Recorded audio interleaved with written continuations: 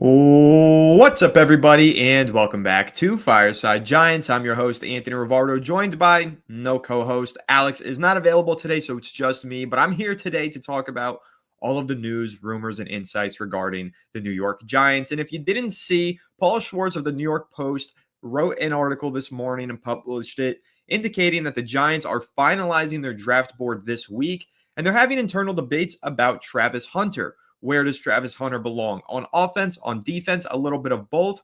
Well, according to the report, and I'll read it out verbatim, sounds like Schwartz is indicating that the Giants originally viewed Hunter as a cornerback, but maybe are starting to change their mind. So this is what Paul Schwartz of the New York Post had to write this morning, saying, quote, as the college season ended and the Giants ramped up their player evaluation process, they initially viewed Travis Hunter as a cornerback first and foremost, with the unique ability to contribute now and then as a gifted wide receiver.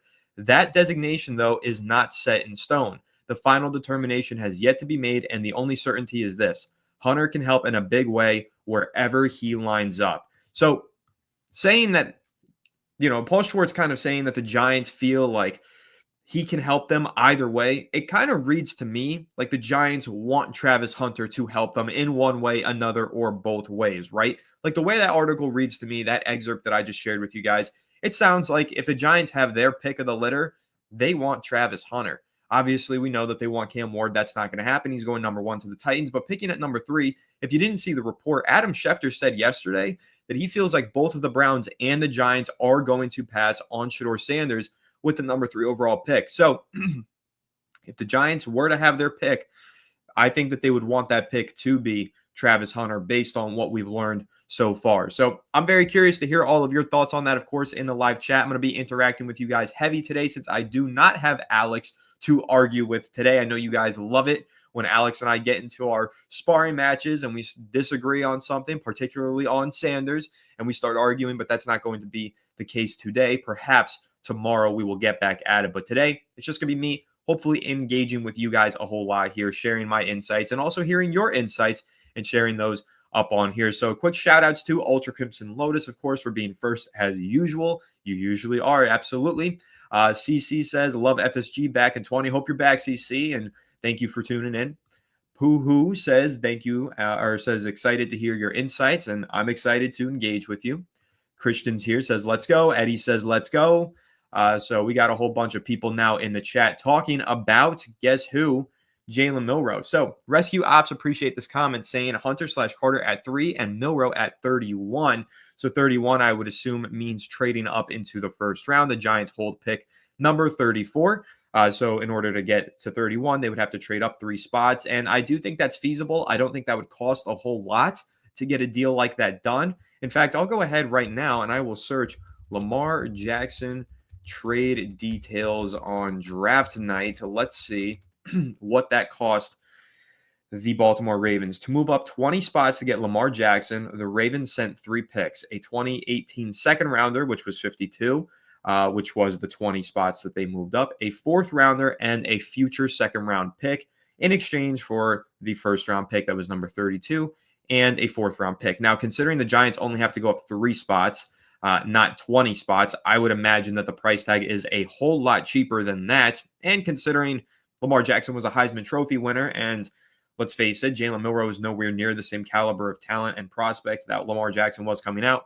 I don't think it would cost the Giants a future second round pick and an additional 4th round pick. I think the price tag would be a whole lot cheaper to move up those 3 spots. In fact, I actually have a better one. Let's look at Xavier Legette trade details and see what it would cost in a similar range. Yes, the Panthers were picking 33rd. They moved up 1 spot, and they basically did a 5th round pick swap, a 5th and 6th round pick swap to move up that 1 spot. So I would assume for the Giants, if they wanted to move from 34 to 32 or somewhere in those final 3 picks of the first round, it doesn't cost them anything more than a 4th round pick to make that jump and land Jalen Milroe. So I think that that's an interesting concept and idea here. Of course, we've talked about that quite a bit on the channel. Obviously, we've talked before about Jalen Milroe going in the 3rd round or 2nd round.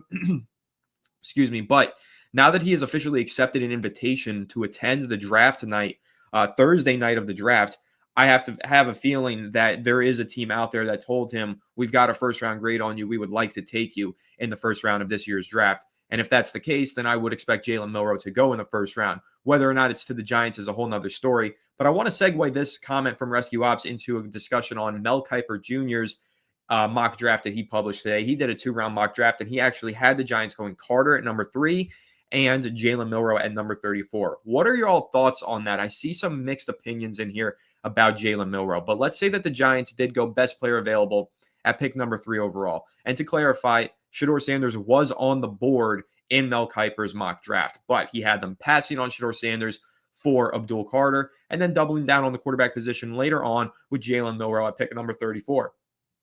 How do you grade that mock draft? What are your thoughts on it? And how do you feel about it if that were to come to fruition? So I see here Don Sherrod says nah to Milroe. I see, and I think that, there's plenty of people who feel the same way. This is Easy Hunter, Carter all day. Captain America wants Abdul. Ron Juan says, I'll take Milroe in round 3, but would you take him in round 2 if he were available at pick number 34 is what I'm curious about.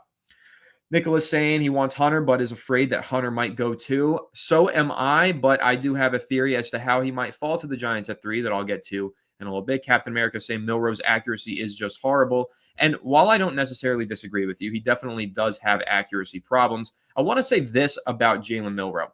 His accuracy problems are fixable, right? Like, I think that you can teach, to an extent, you can teach accuracy because you can teach mechanics, and mechanics help with accuracy. The things that you can't really teach oftentimes are arm strength, because that literally just comes from raw strength and power. Maybe you could hit the gym, but I don't know if you could teach that. And then athleticism, you cannot teach what Jalen Milroe's got in terms of athleticism, right? He ran a 4.37 40-yard dash at his pro day. He is one of the fastest quarterbacks that we've ever seen. He's an extremely gifted runner. He can break tackles. He's mobile. Like, he's basically a running back and quarterback combined. Because he is such a proficient runner. Had 20 rushing touchdowns last year. You cannot teach that. But can you teach him to process the field better? Can you teach him to fix his mechanics and become more accurate? That would be the argument for taking him in the second round, because Brian Daboll might look at him and say, I can't teach him to run the way that he runs. He's already got that, and nobody else can do that. But I can teach him how to throw the football a whole lot better than he does right now. And that's where I think Brian Daboll might really buy in on Jalen Milroe and become intrigued by him, especially if you're taking a look. And I know it's not a one-to-one comparison, guys. Don't take it out of context what I'm about to say, please. Josh Allen was a much better prospect coming out than Jalen Milroe was. But what I will say is, in terms of their strengths and their weaknesses and the similarities there, coming out, Josh Allen was considered a very raw prospect who needed a lot of time to develop. He was considered wildly inaccurate, but physically gifted. He had arm strength that you couldn't teach, and he had athleticism that you couldn't teach. Those are the same things that we're saying about Jalen Milroe now. So I'm not saying that Jalen Milroe is the same prospect as Josh Allen, but I'm saying in terms of how moldable they are and the tools and traits that they do and do not have coming out of college might be something that Brian Daboll in particular has a keen eye on and says, I can work with this skill set and turn this into something special like I did years ago with Josh Allen, who, again, was a better prospect, taller, stronger, in some ways, just a better passer. But again, I think when you look at the strengths and weaknesses, it is interesting, and I could see Brian Daboll really being sold on this idea of building Jalen Milroe into his own passion projects quarterback while trying to win games with Russell Wilson as his starter. So take it all with a grain of salt, because it's really tough to project future prospects in the NFL. But I do think that there's a world where that athleticism can't be taught, and it turns into something special for Jalen Milroe. Cameron Simpson with a comment here. Appreciate you once again tuning in, Cameron, saying, you may never see another Travis Hunter again. We've already seen another Abdul Carter. The pick has got to be Travis. And I don't necessarily disagree with you. I don't know if we will ever see a player who looks or who plays the way that Travis Hunter did. And in fact, I found some pretty interesting stats today on Travis Hunter that really excited me. I want to go ahead and read those off if I can find where I had them. Yes, according to NFL.com, over 2 seasons at Colorado, Hunter averaged an FBS high 111 halves snaps per game. No other college player has averaged more than 78 snaps per game since at least 2015. Now, add on top of that, this incredible statistic. In 2024, Hunter was named the Heisman Trophy winner following a historic campaign where he became the first player in college football history to win both the Defensive Player of the Year in college football award and the Fred Biletnikoff Award, which is the wide receiver of the year in college football. He totaled over 1,200 receiving yards, 15 touchdowns on offense, and 11 pass defenses, and 4 interceptions on defense. The guy literally won wide receiver of the year and defensive player of the year while playing an average of over 111 snaps per game. He is an extremely rare talent. We have never seen anything like Travis Hunter. He is historic, he is unique, and he is a player that you absolutely fall in love with if you're picking number 3 overall in this draft. If you're going best player available, the best player available in my mind is Travis Hunter. I think he is an incredible prospect wherever you want him to help you, whether it's wide receiver, whether it's cornerback, whether it's both. He's going to be able to contribute and make an immediate, intense impact from day one. I love Travis Hunter as a prospect. I think that he's going to be an absolute superstar at the next level. Let's go through some more of these chats here. Let's see. Ron saying, this is true, Anthony. Josh Allen couldn't hit the wide side of a barn coming out of college, but a couple years in the NFL, he's among the best passers in the league. Yes, I absolutely do agree with you.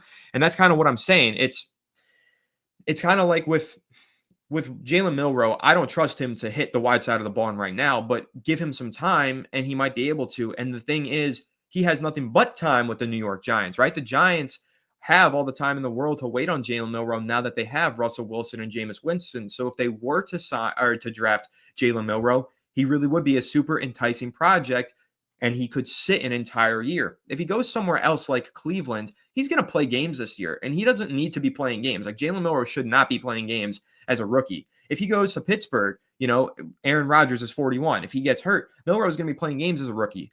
With the Giants, they have 2 quality veterans. He does not need to play a single down of starting regular season football this season. He can wait an entire year before he sees a football field. And that is a good thing. And that is why the Giants, having all the time in the world, assuming the coaches keep their jobs, but all the time in the world, they can actually make a very good environment for Jalen Milroe to sit, grow, and develop. So I'm compelled, and I think that he would be a really intriguing selection.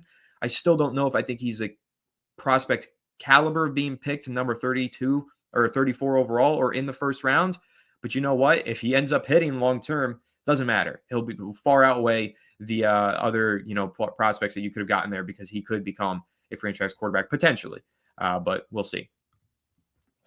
The Seraph Network saying Mason Graham is perfect for the Giants' current scheme. It's funny, but I'd take him over Carter, but not over Hunter if he's available. And I do think that's a really interesting perspective. I think that a lot of the reason why people do prefer Abdul Carter is obviously because edge rusher is just typically seen as a more important and premium position than interior defensive line. But you do look at the scheme and you do look at the needs on this team, and you could make the argument that interior defensive line is a bigger need and that this defense really relies on its interior defenders. So maybe Mason Graham could be an intriguing prospect for the Giants. I don't think he goes at number 3. And honestly, personally, I don't think he should go at 3. I think he's a little bit undersized for his position, and I think there are some flaws in his game. And that's the reason that I would take Carter and Hunter both over Mason Graham. But if the Giants were to trade down 2 spots or so, a couple spots, and Mason Graham's on the board, man, pairing him with Dexter Lawrence would truly be incredible. So I think that could be something to be interested about. Ian Slattery, appreciate you tuning in once again, saying, I don't actually think Milroe accuracy is that bad. Baseball analogy, has good control, but bad command within the zone. Doesn't put it where you want to lead the guy in the right place. I'll say this. I think he actually throws a pretty accurate deep ball. I think, again, mechanics are a little bit wonky. So sometimes that ball will hang up there or he won't get the proper velocity or the right touch. But he does have some flashes on his tape where he hits some of these deep balls and you're like, damn, that was impressive. Can we make that more consistent? And again, he usually seems, I think the accuracy kind of is the problem, but it's the processing that I don't think is nearly as big of a problem as people say. Because I have watched a good bit of his all-22, and I've seen some plays where he's gone through read 1, 2, and then 3 and thrown it, but he threw it so inaccurately that it went incomplete anyways. But I was like, damn, I'm impressed that you actually got through your progressions there. I think he's better at that than people give him credit for. And ultimately, if that's the case, you can maybe try and teach him that accuracy and turn him into a good player. So I think, again, Milroe just has that. He's a wild card, but he has that potential. And if you're going on upside and potential, you look no further than a quarterback who runs a 4.37. So I think it would be very interesting if they did end up taking him. Joseph, appreciate you tuning in, saying you're a big fan of the channel. Thank you so much. Was just curious on your thoughts of this scenario. What if the Giants traded back to 8 with the Panthers, picked up a 2026 first-round pick, and drafted Sanders? I do think that would be interesting, but to me, the reason that you would want an additional first-round pick in next year's draft is if you were not drafting a quarterback this year. Like if you wanted 2 first-round picks, presumably you would want them to set yourself up to have enough ammunition to land a franchise quarterback next year. So for me, trading down to about 8 and then drafting Sanders just doesn't make a ton of sense. And I don't know if they would get a first-round pick to move down those 5 spots. For a base reference point that I'll use as an example, when the Houston Texans traded up to number 3 overall for Will Anderson Jr., they were picking, I think, 11th or 12th. They did give up a future first-round pick to make that move. So I think that the Giants would have to go outside of the top 10 in order to gain an additional first-round pick in such a trade. But again, if you're getting an extra first-round pick for next year, that extra first-round pick likely is acquired in order to set yourself up to draft a quarterback next year. So if they were to trade down to about 10, 11, 12 and get that extra first-round pick next year, I don't think they would be taking Sanders even if he were on the board there. I think that they would then go with the best player available, maybe take a developmental quarterback on day 2, as we've suggested. But that future first-round pick, I think, would be inherited with the idea in mind to get a quarterback next year. TCCAA saying all of a sudden Milroe is getting all this hype again. He is, and it's obviously stemming from the report that he accepted an invitation to the first night of the draft. It just has everybody speculating that there are NFL teams that view him as a first-round pick, and now that has us all kind of reevaluating a little bit. But my analysis really hasn't changed. If you all remember, and if you've been tuned into the channel for a while, all the things that I'm saying now are the same things that I have been saying. He has accuracy problems, but you can't teach his athleticism. And if you want to take a project quarterback, he is the project that you want Brian Daboll to have based on Brian Daboll's prior success with athletic quarterbacks who have bad accuracy. Injury concerns may be a thing because he has been banged up before as a rusher, but there are a lot of different pros and cons to Jalen Milroe. And again, my baseline analysis always has been, if you want a project with unlimited upside, he's got the unlimited upside. That's the project that you want. Now you just have to decide, as the head coach of the New York Giants, Brian Daboll, and as the GM, Joe Schoen, do you have time? Are you going to be able to save your job by winning games this year? Do you have time to actually see through his progress and development and get him on the field one day? Or do you run the risk of being fired before that ever happens, potentially wasting yours and his careers respectively? That's the big question. Captain America says the Browns better take Shedeur. Listen, I personally think the Browns are going to take Shedeur Sanders. I know I'm alone on an island on this one. Everybody else feels like it's going to be something different. They think they're going Abdul. They think they're going Travis. How in the world are they passing on a quarterback with that quarterback room? Listen, I understand even Adam Schefter, and I brought this up at the top of the live stream, Adam Schefter said that he thinks that Shedeur is going to fall past the Browns and the Giants at 2 and 3 and go later in the top 10. It's totally possible. But the Cleveland Browns quarterback depth chart right now consists of Kenny Pickett as QB1 and Deshaun Watson as QB2. And if you didn't see, Deshaun Watson ruptured his Achilles twice in the last year. He's not playing football in 2025. How are you trying to sell me on the Browns going into 2025 with Kenny Pickett and maybe Tyler Shuck or somebody else? I understand that they've maybe had some interest in acquiring Kirk Cousins, but every report that we've read says that the Atlanta Falcons have zero interest in trading Kirk Cousins away. So I don't know. Maybe they end up landing Kirk and they end up passing on Shedeur. But considering the owner was at the Colorado Pro Day, that tells me that they have an interest in a quarterback. I don't know why the owner would be there to go ahead and scout Travis Hunter. I think that the owner would be there to meet the quarterback and see if the quarterback is willing to play for them, since that's been a conversation before about Shedeur's willingness to play for Cleveland. So I understand, guys, you're saying that they're getting Kirk Cousins. That's not set in stone. You know, maybe they want Kirk Cousins. The Falcons have adamantly stated that they do not plan to trade him. And I know plans can change and they probably will. Totally possible. But you don't know that. They could end up staying true to that and keeping Kirk. And if that's the case, the Browns are going to need a quarterback. And I don't see how they pass on Shedeur Sanders at number 2 overall personally. But ultimately, we will see what happens here. Rescue Op saying that he was thinking about the 5th-year option. That's why he suggested jumping into the first for Milroe. Yeah, I absolutely do understand that. And I think that would be the incentive to moving into the first for Jalen Milroe or really any quarterback. Defrost saying, love the content. Appreciate you so much.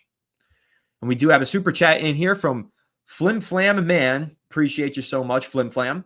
Saying, I think Milroe's accuracy issues are due to hand size. The team that drafts him needs to have a technique or way to fix it. So, I think an interesting point here to make about Milroe's accuracy issues and the hand size.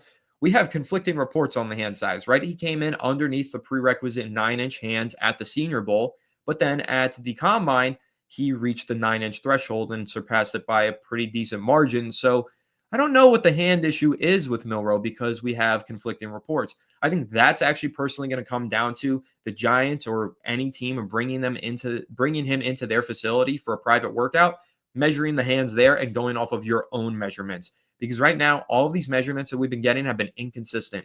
Even Will Campbell had inconsistent measurements for his arm lengths. We have had a lot of inconsistencies when it comes to measurements this year in the pre-draft process. So I think what teams are going to need to do is for the players that they have question marks about those measurements, they got to bring those players in for top 30 visits and measure them and their extremities themselves. Not the Jerry Jones way. We're not doing those kinds of measurements, if you know what I mean, but measuring the hands and the arm lengths and all that kind of thing. But I do think that there probably is an issue here that stems from hand size, and I don't think that would have any sort of technique to be fixed because that is literally just a physical part of his body. I don't know if there's any fixing that. Again, the Giants do need to determine that through their own research, in my opinion.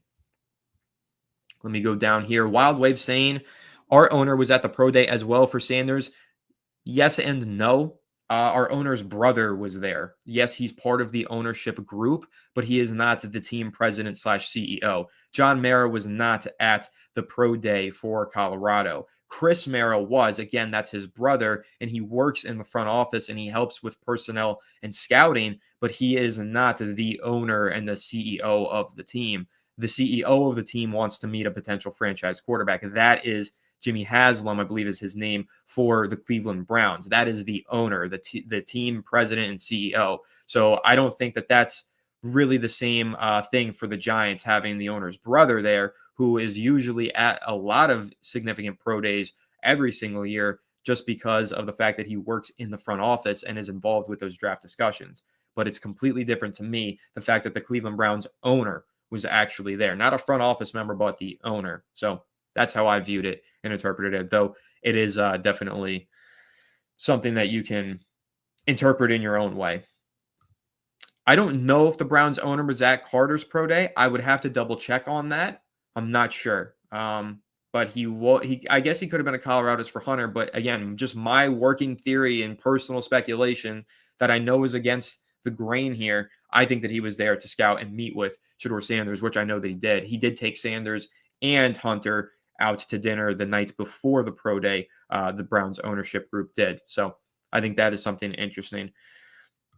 Jerry Carlock saying, love the content. Appreciate you, Jerry. Don't see the Cousins trade to Cleveland, but still suspect they will pass on Sanders and go with that pitiful quarterback room because they are Cleveland. I think that would be the best explanation of it because it really doesn't make sense if they go with that quarterback room. But hey, they're Cleveland.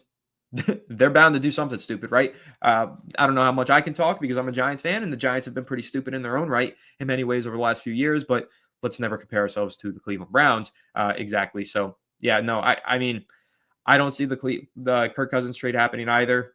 Maybe. I don't know, but that's a really tough contract for the Falcons to just sell on immediately and trade away.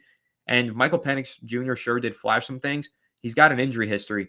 I think they really do want a solid backup quarterback, and they are paying Kirk a lot of money. He could be that solid backup quarterback that they did pay a lot of money to acquire. So I just think that the Falcons are keen on keeping Kirk Cousins, but we'll see ultimately. All right, let's see what else we got going on here. Yeah, Browns owner met with Cam and Carter too. Yeah, I'm not keeping up too much with the Browns ownership. I just know that he was there for the Colorado Pro Day. Didn't know he was there for Carter, but I will say this, similar but different. Giants head coach Brian Daboll was there for the Colorado Pro Day. He hasn't gone to, I think, like any pro days other than that Colorado Pro Day. So definitely something significant and interesting there for sure. And shout out to Art Stapleton for being first to report that news. Gino from X leaving a comment here. Appreciate you tuning in over on Twitter/X.com. Leaving the comment saying, I see them going Hunter, but honestly, Sanders is still on the board, but Hunter is a good prospect, but I don't think we take him at 3. I think that if Travis Hunter were there at number 3, right now I am leaning towards the New York Giants taking Travis Hunter with the number 3 overall pick. But I just don't know if he is going to be there at 3. And I do think ultimately the Giants are just going to take the best player available between the two best players that are in this draft class. Whether Hunter's there at 3, whether Carter's there at 3, I think they're going to pick between those guys. I understand that, there's a lot of intrigue about drafting a quarterback because they're in the top 3 and they have an opportunity to take that swing. I just don't know if they're realistically going to take that swing on a quarterback that they have seemed to try really hard not to draft this offseason. Now, let me break that down because I know that's probably something that is going to pique people's attention. What I'm trying to say is this. I know that we initially interpreted all of the Giants' moves, going to all of these Colorado practices and games and everything else, all of the scouting that they've done on Shedeur as their love for Shedeur. But could it not also be interpreted as their hesitancy with Shedeur? Maybe they were trying to scout to see what they could find out about him because they weren't sold on him and they were trying to sell themselves. Okay, now walk with me again here. We're talking about a Giants team that tried desperately to give $100 million and maybe even a future first or second round pick to acquire Matthew Stafford. Okay, then after that happened, they decided that they were going to do everything in their power to try and land Aaron Rodgers. And then after that failed, they went ahead and signed 2 quarterbacks who are veterans who could start and compete at a high level in Jameis Winston and, of course, a 17-game starter, presumably, in Russell Wilson. This, to me, looks like a team that does not want to draft a quarterback. It looks like a team that is not sold on this quarterback class. We do know this is a weaker quarterback class. The Giants passed on a quarterback last year in a very strong class. Yes, they landed a potential all-pro talent and a superstar in Malik Neighbors, and I'm so happy we have him. But they passed on a quarterback last year, and they have done everything that they possibly could to acquire every quarterback not named Shedeur Sanders this offseason. So it tells me they either feel as though there's a good chance he goes number 2 to the Cleveland Browns, which I also feel that, or they don't really think they're sold on Shedeur Sanders. And I'm not sold that they're sold. I don't think that they really want him. And I get this point here. Amber 7 saying, no, you don't spend so much time with someone if you don't like Shedeur. Listen, they haven't just spent time with Shedeur. They have spent time with all of the Colorado players, Travis Hunter included. The Giants, at the start of this live stream, is exactly what we started this off with, was the report that stated that they have not yet decided whether they view him more as a corner or more as a receiver. They don't know how they view Travis Hunter yet. They've been doing a lot of scouting on Colorado players, not just Shedeur Sanders. Travis Hunter included in that, absolutely.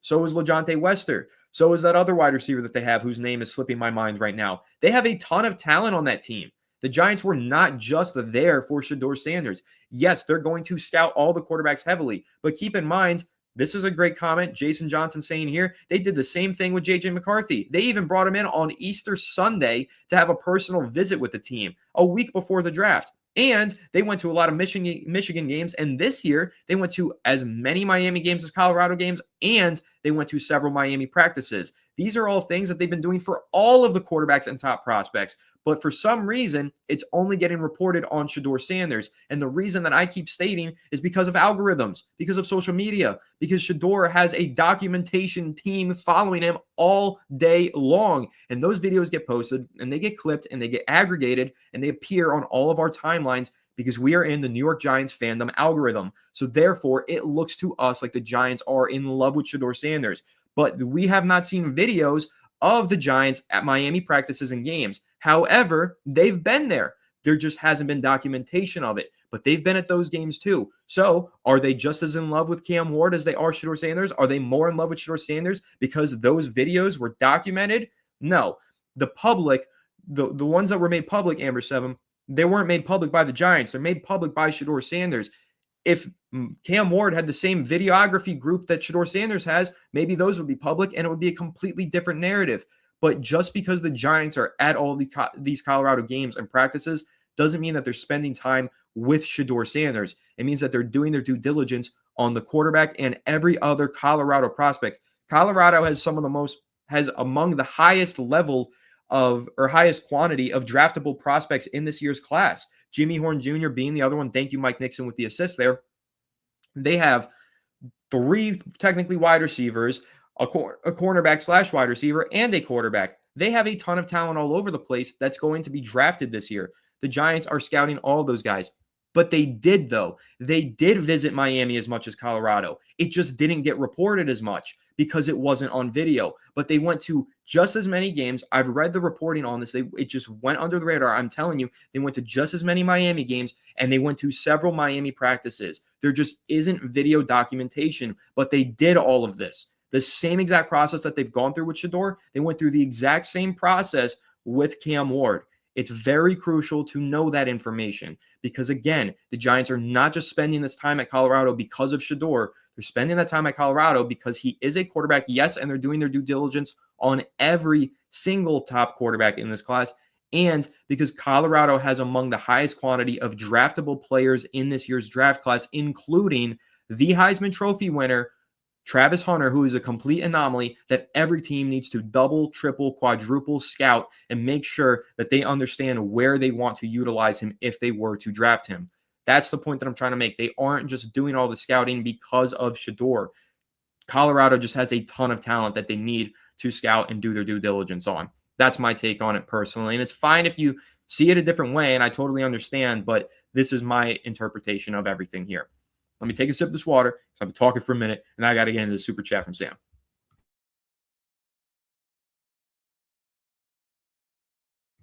So, Sam, appreciate you once again tuning in here. A Fireside Giants OG with the super chat. Hey, Tony, can you see the G-men going offensive line in the second if we get Carter at 3? Yeah, I think everything is on the table for the Giants in the second round. I think a lot of fans feel as though they should pick for need and they should go defensive tackle because the projected defensive tackles who would be available are really strong. But I think they're in a position to go BPA, whether that's defensive tackle, offensive tackle, corner, wide receiver, whatever. This is a Giants team that I think could use improvements all across the board. I think that, yes, they have some positions where they have budding starters, like emerging players who are ascending. However, they have not necessarily fully established themselves. While you want to kind of toe the line here, you don't want to get in the way in the development of some of your young starters, but you also don't want to let those guys prevent you from having wholesale kind of upgrades to your roster. So I think that the Giants are positioned to go BPA. And if the best player available is an offensive lineman, I think that could be the selection. I actually think a great example is yesterday, one of our viewers left a super chat asking us, would you take Josh Simmons, the offensive tackle out of Ohio State, if he was there at 34? Well, he's projected to go somewhere in the 20s. So if he were to fall out of the first round and into the Giants' lap at 34, presumably he would be the best player available. He would be a great selection there. So there is absolutely a world where the Giants do take offensive line in the second round of this draft. Let's see what else do we have down here. What do you think we will do in round 3 if we don't do any trades? I think there is a strong possibility of the Giants trading one of their 2 third-round picks. I've explained this before, but if you look at the last 2 off seasons, in 2023, the Giants had 2 third-round picks. They traded one of them to acquire Darren Waller. In 2024, they had 2 second-round picks. They traded one of them to acquire Brian Burns. So this year, having 2 third-round picks, I do think there's an opportunity here and a probability, in fact, that they will trade one of them, maybe to acquire a veteran or maybe to move up, maybe move down, whatever. I could totally see them making a trade with one of those third-round picks. If not, again, I think this is a team that needs to be going best player available in every round of this draft, basically, except for whichever round they decide to take a quarterback. I've said this many times, and I'm going to stand by this. It's the only position that you reach for out of need. Amber 7 saying Anthony wants to convince us that the Giants never liked Shedeur. That's not what I'm saying here. That's not at all what I'm trying to say. The Giants definitely like Shedeur Sanders. What I'm trying to say is just because they've scouted Shedeur Sanders so much and all of that scouting has been caught on video doesn't mean they've been scouting him more than anybody else.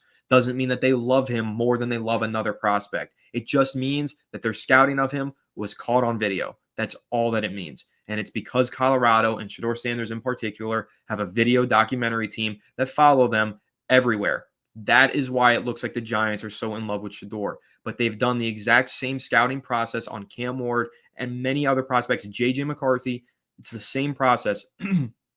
It's just gotten more attention because it's been caught on video. I do think that the Giants like Shedeur. I'm just not 100% convinced that they want to take him with a 3rd overall pick, considering how hard they've tried to set themselves up to not take a quarterback at number 3. Trading for Matthew Stafford would have meant that they weren't taking a quarterback at 3. Acquiring Aaron Rodgers probably would have meant the same thing. Bringing in Russell Wilson and Jameis Winston, they still can take a quarterback at 3, but they don't have to anymore. And I think that's because they don't necessarily want to. Maybe they like Shedeur. Maybe they take him at 3, and I'm not discounting that possibility. But what I'm trying to say is that if they were absolutely in love with Shedeur Sanders and knew that they wanted to take him at 3, I don't think they would have tried to spend $100 million and a future second-round pick on Matthew Stafford. If they have somewhat of a hope in Shedeur Sanders and maybe want to take him at 3, then they might take him even though they signed Russell Wilson. But again, if they were 100% sold on him, they wouldn't be operating the way that they are, in my personal opinion. Greg's saying, I don't think we can keep kicking the can down the road on a quarterback. And I totally understand that, Greg, and appreciate the comment. Listen, it's a weird line to tell because the thing with the quarterback is you're picking top 3, so you've got an opportunity, right? Take a swing when you have a pitch inside the box, right? Like, take a swing when you've got an opportunity. I get that perspective. But at the same time, the Giants do have a starting quarterback now in Russell Wilson. So they can afford to take a more developmental player or punt on a quarterback for another year. Not saying that they should or shouldn't. I'm really not even trying to give my opinion here. Just trying to break it down more objectively this time, just because I think that this is a team positioned to go either way. And that's a good thing. I want this team to be able to have their options open, to go with a quarterback, to not go with a quarterback, either or. I want that to be the case because there are people who think Sanders is fine, just not at 3 overall. And if the Giants feel that way, then you got to decide, do you think the quarterback is worth reaching for? Because you need to take a chance and you can't keep kicking the can down the road. Should they reach on a quarterback now at 3 because they have an opportunity to take one? Or should they not reach on a quarterback because they reached on a quarterback at number 6 overall in 2019 and look at how that panned out? That's really the question mark here. And then I think what it really boils down to for me, I was willing to take the quarterback last year, which was J.J. McCarthy. I was willing to trade up to 4 to take J.J. McCarthy if that's what it took because I thought McCarthy was a great prospect. I think McCarthy's a better prospect than Shedeur Sanders is. That's my personal humble opinion. And a lot of people disagree with that, and that's totally fine.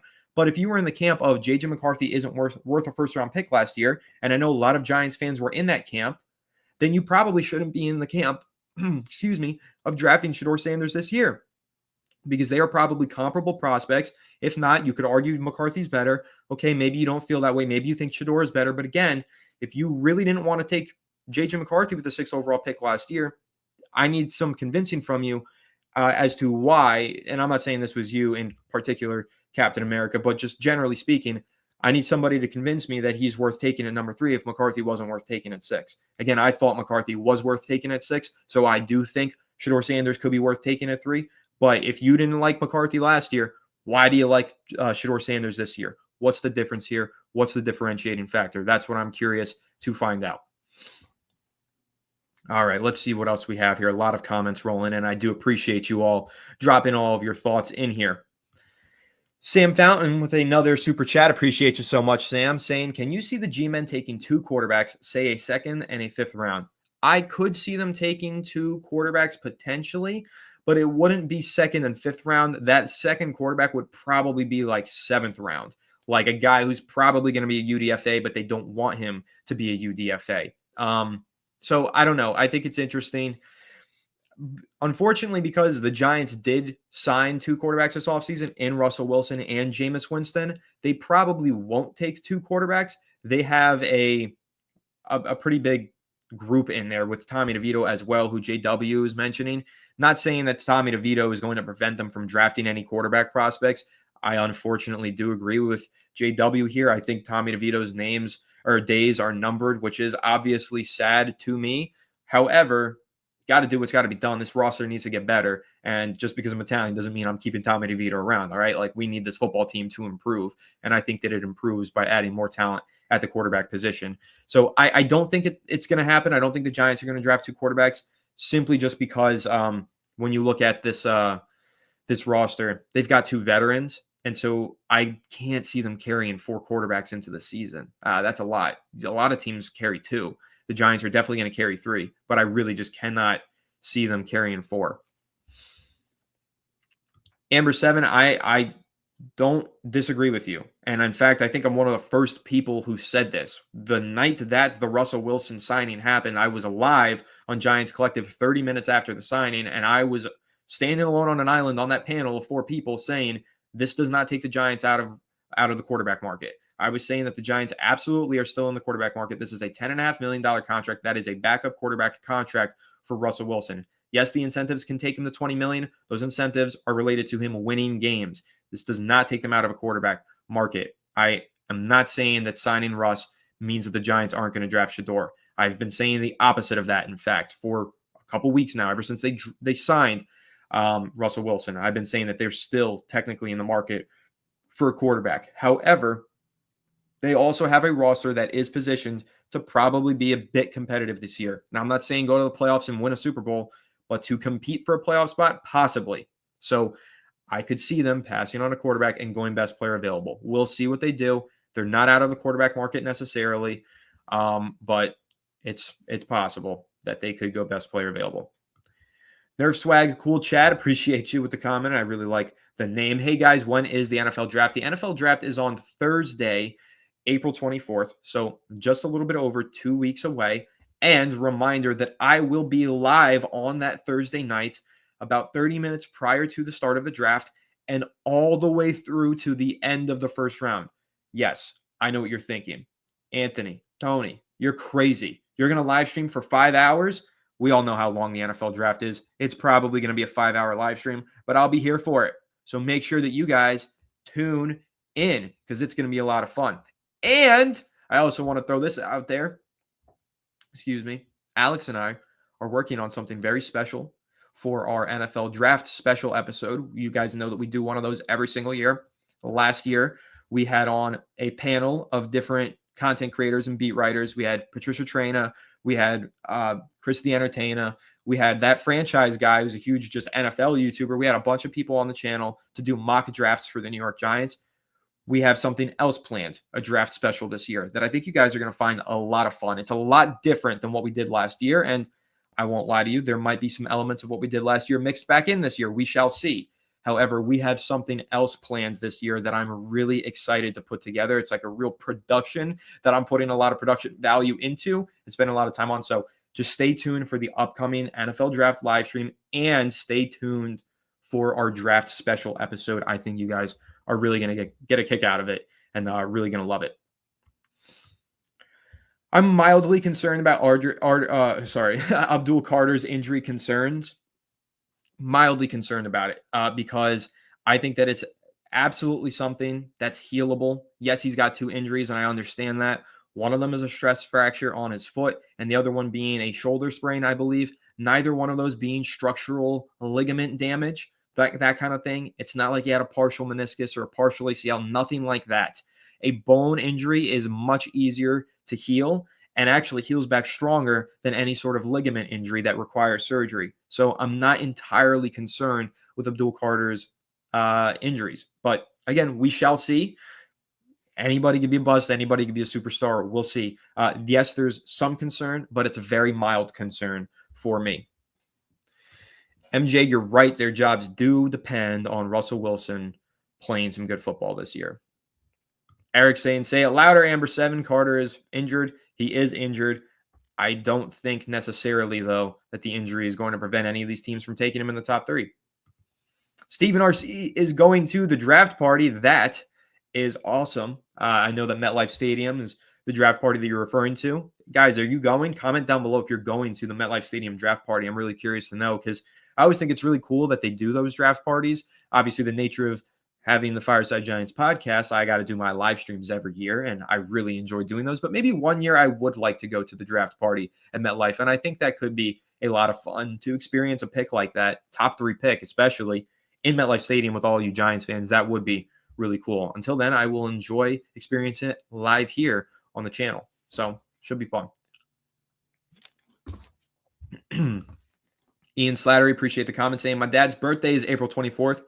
I hope they mess it up and pick like Dylan Gabriel. Well, I really hope that they don't do something silly like that, but I hope that they have a good selection and that your father has a great birthday. So happy early birthday to your dad. And make sure you remind me on the 24th, if you're tuning into the live stream, to wish him a happy birthday then. LDE saying, hey, yo, what's up, LDE? Let's see. Captain America saying we have a golden opportunity to get an elite defense. We have a golden opportunity to take a potentially phenomenal player, whether that is Travis Hunter or Abdul Carter or potentially Shador Sanders could end up being a great player too. Picking top 3, you should be able to get somebody really, really good. And I'm praying to God that the Giants don't somehow mess this up. Marvin the Martian saying Hunter is still probably my favorite pick. Yeah, listen, I think I'm leaning that way now. I think that I'm also feeling as though Hunter is my favorite pick at number 3.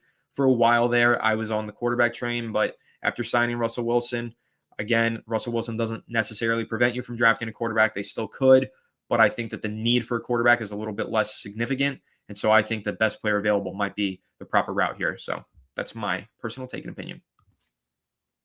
Davey95, appreciate your comment saying, yo, is it a smokescreen? Could we still take Sanders at 3? Yes, we absolutely could still take Sanders at 3. And once again, I'll explain the contract details on Russell Wilson's deal indicate that they are still in the quarterback market. A $10.5 million contract for Russell Wilson is technically a backup quarterback contract. Yes, he has incentives that could take him up to $20 million this season, but that requires a lot of winning and a lot of unrealistic incentives being hit. More realistically, that $10.5 million deal, if he doesn't hit those incentives, looks like a backup quarterback contract. If you look at the market, Daniel Jones as a backup / fringe potential competing for a starting job contract, he got 1 year, $14 million. It's in the same ballpark. And then if you look at Marcus Mariota to back up Jaden Daniels, he got $8 million per season. Same ballpark. So the Giants really did just pay a premium backup quarterback contract to Russell Wilson. And so when you're looking at it from that perspective, they are still technically available to draft a quarterback. Now, I'm not saying that they will, but they could draft Sanders at 3. I'm not going to rule that out for them. I just think that they want to go best player available, but we shall see. MJ says, I'm going to be there for the Fireside draft party. Appreciate you so much, MJ, and I look forward to seeing you on draft night here live on the Fireside Giants channel.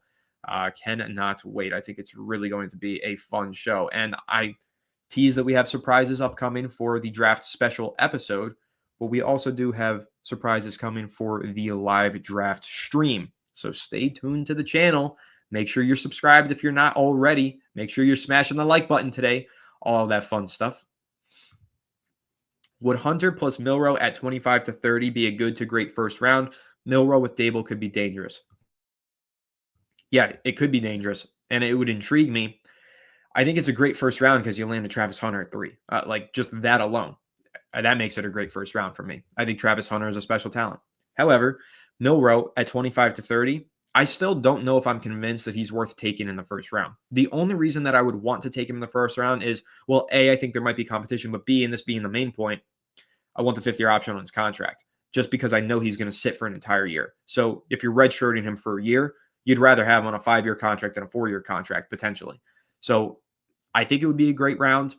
I still don't know how much I love taking Milroe in the first because truly I don't think he's a first-round prospect. But as I've said before, with the quarterback position, it's the only position that you reach on because you need to secure it because it is so crucial, because it is such an oddity. You never know when you're hitting or not hitting on a prospect, and because you kind of need the 5th-year option on a quarterback contract. Just to have the option is so crucial, to have that extra year of control on a contract. So I think it would be a great first round for me.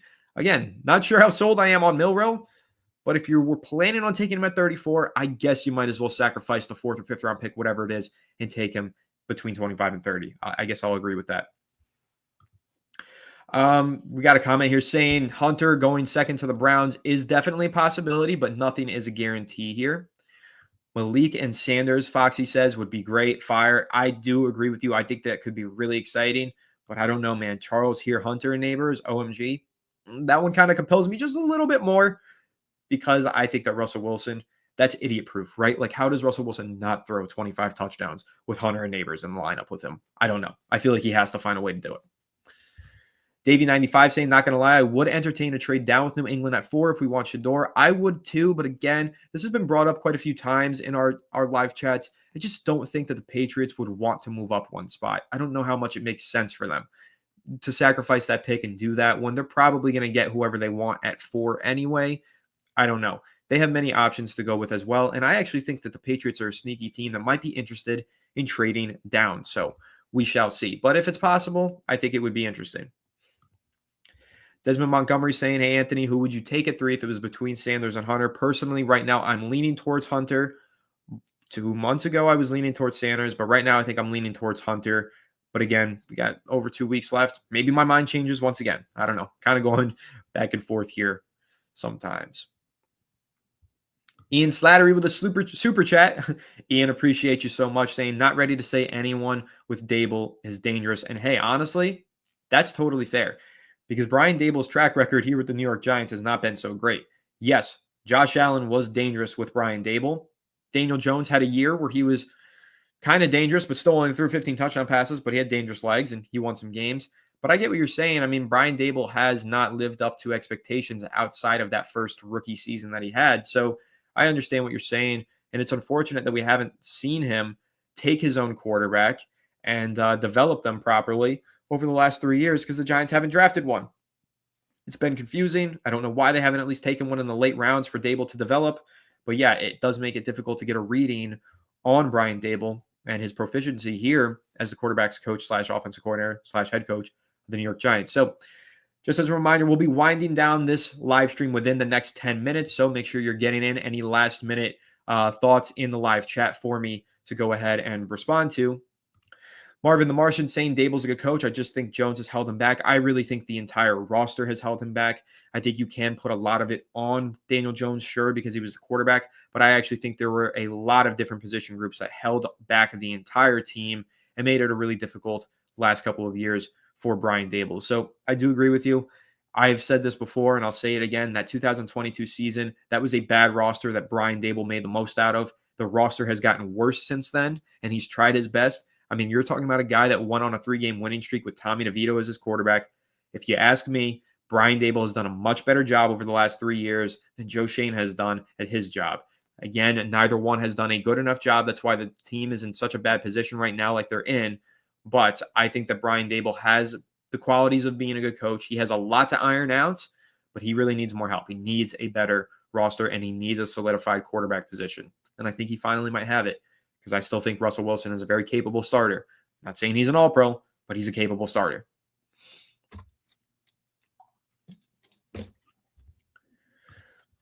Bernard Penn saying, I think I can be excited with Wilson and Winston throwing and Neighbors, Hunter, Slayton, and Johnson catching. And Robinson, Wan'Dale Robinson as well, I think is a really capable player out of the slot. So I do agree with you, Bernard.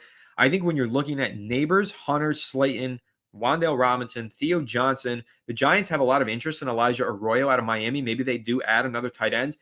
And Tyrone Tracy Jr. out of the backfield. That's a lot of talent. I don't see how Russell Wilson, as a 10-plus year NFL veteran and as a former Super Bowl champion and as a guy who had a 50% completion rate on 20-plus yard passes downfield last season, how does he not have 25 points per game in the wheelhouse for this offense with that playmaking group? They've got to have a decent offense with that group, in my opinion. So I agree with you, Bernard. I think that it's something to get compelled by. I think it's something to be excited about if they potentially do have an offense like that. And that's why Travis Hunter would be so great. And I see a lot of people like Foxy keep saying Browns are taking Travis. We don't know that for sure. We heard that was the rumor a week ago or this week, but a week ago, the rumor was Abdul Carter. And 2 weeks before that, it was Shedeur Sanders. Every single week, it's going to change. The rumor mill on all of these picks is going to be different every single week. So next week, it's going to be one thing. And then the week of the draft, it's going to be another. Let's just hang tight, and we'll see on draft night. I think it's really hard to predict. The draft does start with Cleveland at 2. I wouldn't rule out any of those 3 players, Carter, Hunter, or Shedeur Sanders. I think they're all on the table. John T. in here, appreciate you asking, did Naples win yesterday? Forza Napoli Sempre? No, we did not win. First half was phenomenal. They absolutely had Bologna up against the ropes. They scored an early goal. Then in the second half, I have no idea what happened. It was a tale of two halves. They fell completely flat on their face. It's like they stopped trying, and they ended up drawing the game, gave up a wonder goal to Bologna. It was a ridiculous goal that they scored and that Napoli conceded. But yeah, it was really frustrating. As a Napoli fan watching that game, that could have been a really huge moment in the season and in the race for the title, and they kind of fell flat on their face in the second half and squandered a golden opportunity. So disappointing.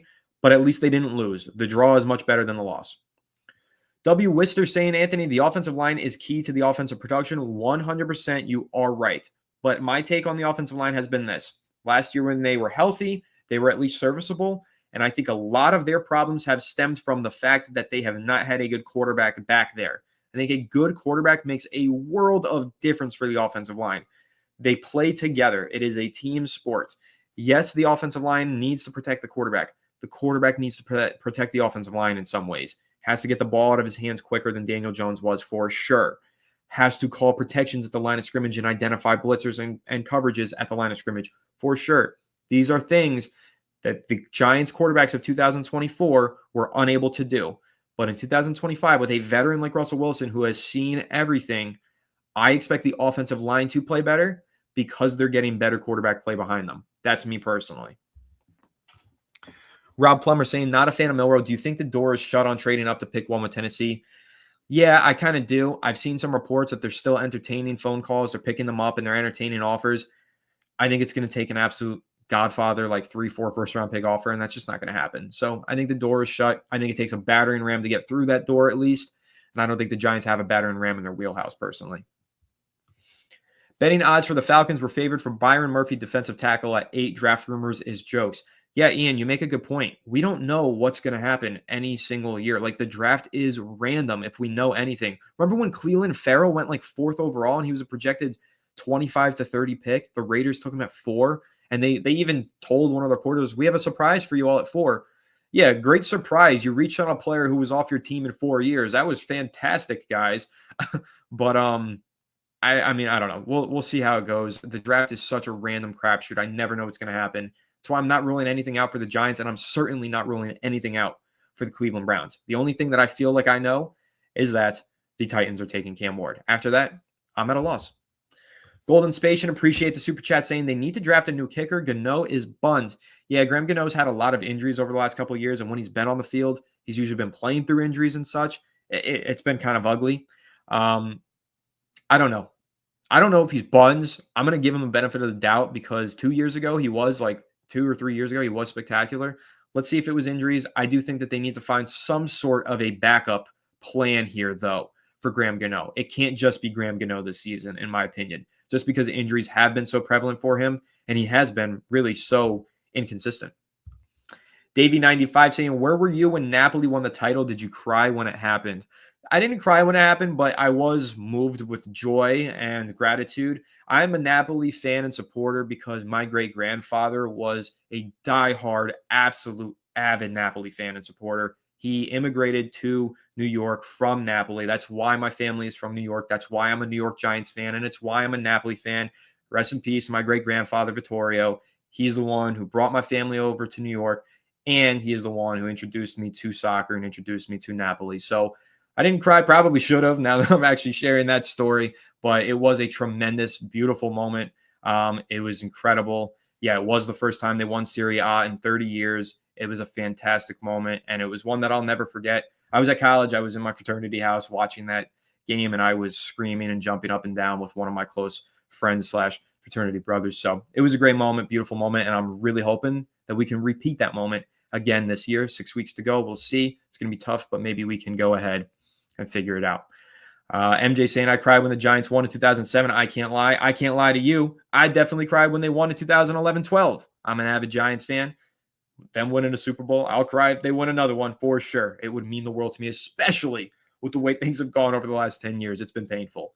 Davey95, yes, I'm a big Maradona fan. He's an absolute Napoli legend and an Argentinian legend. And as a Napoli legend, he's also an Italian legend, even though he's Argentinian. So I love Diego Maradona. My favorite Napoli player of all time, though, is Lorenzo Insigne. He's the one who really introduced my love to the sport. But I'm also a big Hamsik fan. And Dries Mertens.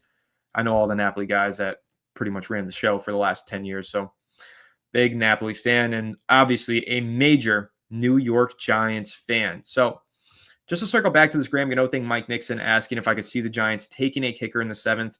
Yeah, absolutely. I could see that happening. Or as a UDFA, they'll find somebody, I think, or maybe even bring in a veteran to compete. I could absolutely see them bringing in a kicker this offseason, and I really do think they should. Absolutely should bring one in. Davey95, funny comment here. Higuain, at a time, I was a major Higuain fan. Then he went to Juventus, and now he is dead to me. LDE, if you had to fist fight any current New York Giant, who would it be and why? If Daniel Jones was still on the team, it would have been him just because of the frustration that he caused, but he would kick my ass because he's 6'5" and I'm 5'9", and he's a professional athlete and I am not. I am just a flag football player.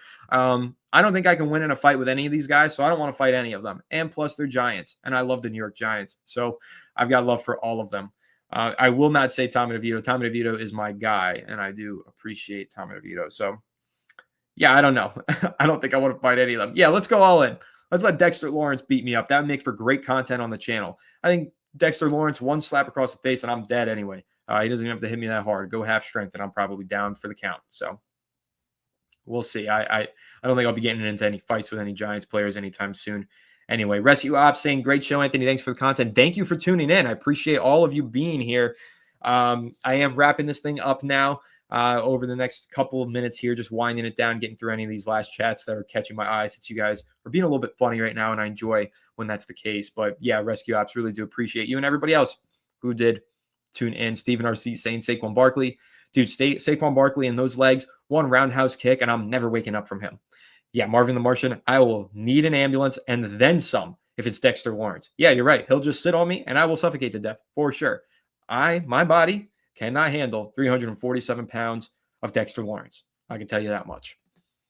I became a Giant fan in 1986. That was a good year to discover football. You are absolutely right. And funny enough, I became a Giants fan in 2007. Great year for me to discover football. Fantastic. I was like 6 years old. So that was about the time that I started getting into football. And it's when they won a Super Bowl. Fantastic. And by the time they won that second one, I absolutely was a diehard fan. And have been ever since that Super Bowl run. Sometimes that's really what it is. You become a fan of the team at the perfect moment, and then you watch it, and you're hooked forever. And that's really what happened to me. 2007 was an amazing year for us Giants fans. Egypt Seal saying, great shows, always appreciate you, Egypt Seal. Joe Africano saying, is everyone in your family Giants fans? Yeah, like 99% of them. There's a couple Jets fans out there. We don't talk to them that much. But yes, my uncle is a diehard Giants fan. That's really where I found my love for the team. My mom's a Giants fan. We are all Giants fans. My sister's not really into football too much. She likes the Giants out of association with us, but she lives in LA, so she also likes the Chargers. So I like the Chargers. I'm not a Chargers fan. That's my number 2 team. Like the Giants were eliminated from the playoffs in October last year. Okay, now for the playoffs, I'm rooting for the Chargers. That's kind of how it works for me. But I'm not a diehard Chargers fan by any means. I'm a diehard New York Giants fan, really, and that's first, foremost, and only. But I watch the Chargers out of fun with her, and we go to games. We went to a game last year, and we'll go to them again in the future. Jeffrey Wheeler, I am not hiding Tibosaurus Rex. Tibosaurus Rex is here. He sits on this desk every single live stream. It's just only when I'm fidgety do I end up holding him. But today I've been holding this rubber band, if you guys haven't noticed. But Tibosaurus Rex is here, providing the good energy and vibes. Mike Sullivan saying the OBJ catch is what made you a fan. That's pretty cool. I will never forget when that happened. I absolutely do remember that, and I will always remember that moment. That was spectacular. And OBJ made me completely change the way that I looked at football. I started playing flag football once OBJ made that catch because I was like, I want to catch passes like that. And guys, I'm pretty sick with the one-handed catches if you haven't seen any clips I posted on Twitter. But I still play flag football to this day, and a lot of that has to do with the fact that OBJ really reinvigorated my love for running routes and playing football in that regard. Let me see, any final comments here before I wrap this up? Cutlets or lasagna? It's cutlets. I like lasagna, but lasagna does put my ass to sleep. For me, it's absolutely chicken cutlets. Chicken cutlets. I literally just ate 2 chicken cutlets before I got on this live stream because I made them on Sunday night. So chicken cutlets are my favorite food in the world. Absolutely love chicken cutlets. This is a cool story. Ultra Crimson Lotus, Giants fan when you met your best friend. She said, if you are not a Giants fan, except my uncle, even though he's a Seahawks fan, well, I'm glad that your best friend introduced you to the New York Giants. We're happy to have you over here as a Fireside Giants viewer and as a Giants fan. Ian teasing me, saying I'm a Chargers fan. Don't let this dude fool you, glazing this man, lead up at and after the Bengals game. Yes, I was at that Bengals game. That was one of the best sporting events that I've ever been to in my life. I'm a little bit of a Chargers fan, but I really am a New York Giants fan. Tried and true. Obviously, I think that's readily apparent to all of you. I am a Giants fan, but again, my sister lives in LA, so sometimes we'll catch a Chargers game and have some fun. I do kind of miss Jack Rabbit, and I really miss DRC. DRC was the freaking man. DRC was one of my favorite players. Still is, of all time. So, Mike, you might have just missed out on the Super Bowls, but you'll be there for the future Super Bowls, no doubt. We'll get some again soon. Don't worry, it'll happen. Cutlets are delicious. Cutlets are the best. All right, let's see. Any last ones?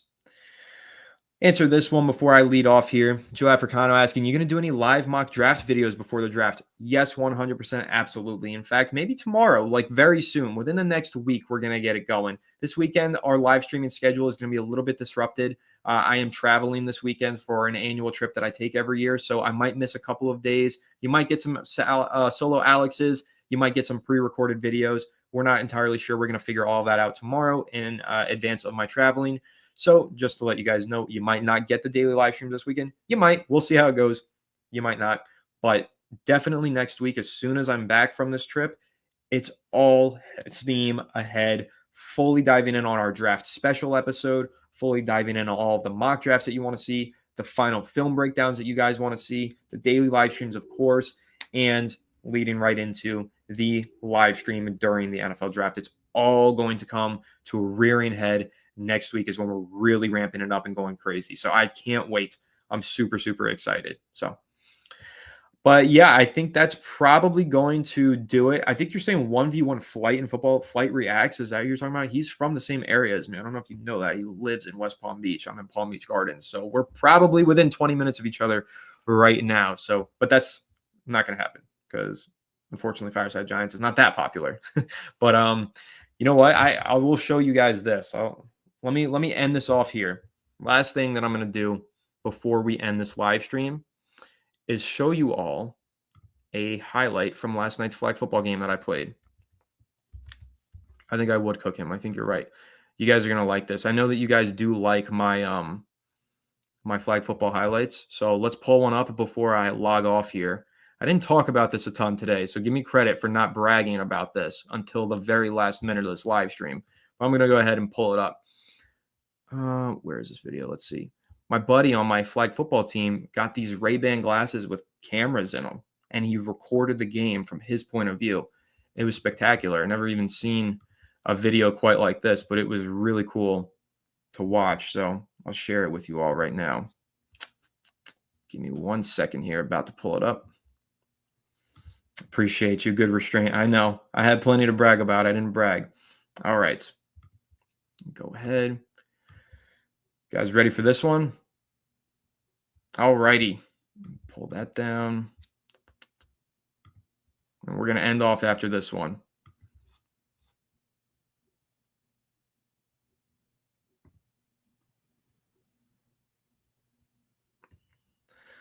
All right, there's one of the touchdowns. That wasn't even the one that I meant to show you, so give me a second here. I actually got a better one that I meant to show you. 1 second, and then you guys are going to watch that one, and then you're going to be convinced that it should be me versus Tommy DeVito for QB3 on the New York Giants roster. Yeah, it was a great catch. Shout out to my boy Willie. Made a great play there. Got open real quick, and happy that I hit him in stride as he was making his break.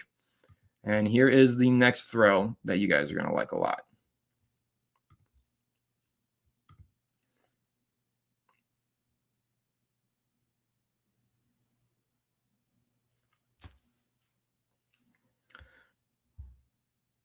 How about that? 40 yards on a rope for the touchdown. We blew them out. So it was a real fun time yesterday.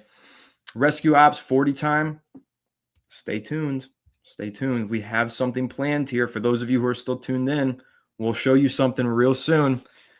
That's all I'm going to say. A little sneak peek upcoming. But yeah, appreciate you guys. Good arm. QB1. Yes, I'm fighting with Tommy DeVito for that roster. Me and Tommy DeVito. We don't have beef because I love Tommy DeVito, but I'm coming for QB3 on this Giants roster, man. Stay tuned to the channel. We got something fun planned. But yeah, appreciate you all. Thank you for the nice chats about the throws as well, the flag football throws. I really like to show those off whenever I can. I know you guys find that fun because we're all football fans at the end of the day. So going out there and playing some flag football, you know, it's always in good fun. But yeah, stay tuned to the channel. Like I said, we've got something really fun planned. It does have relation to what I just showed, but also stay tuned to all the other content. Like I said, we've got the mock drafts. We've got the draft live stream, everything. It's going to be a blast. I'm really excited. So a real great, fun, full hour here with you all in the chat. Thank you to all of the over 700 live viewers that we did have. Once again, I can't thank you all enough for the amount of support that you guys have shown to these daily live streams. Every day, we've got so many of you in here, tuning in, interacting, dropping your Giants takes, asking for my takes. It's so much fun. It's a great time. And I really do appreciate all of you tuning in and chatting with me today. So I'll catch you guys once again, of course, tomorrow. I'll be back live on the channel. Can't wait until then. But until then, I hope you all have a really great Tuesday. Make sure you leave a like if you enjoyed. Comment your thoughts down below if you're watching the live stream replay. Make sure you subscribe to us on Apple and Spotify and leave us 5 stars, and follow us on all of our social media channels at Fireside Giants. Really, once again, can't thank you guys enough for all the support that you've shown on these daily live streams. We're going to keep doing them because we know you really like them, because you guys keep supporting us. So once again, thank you so much. Appreciate you. I'll catch you all in the next one. Have a good one, and let's go Giants.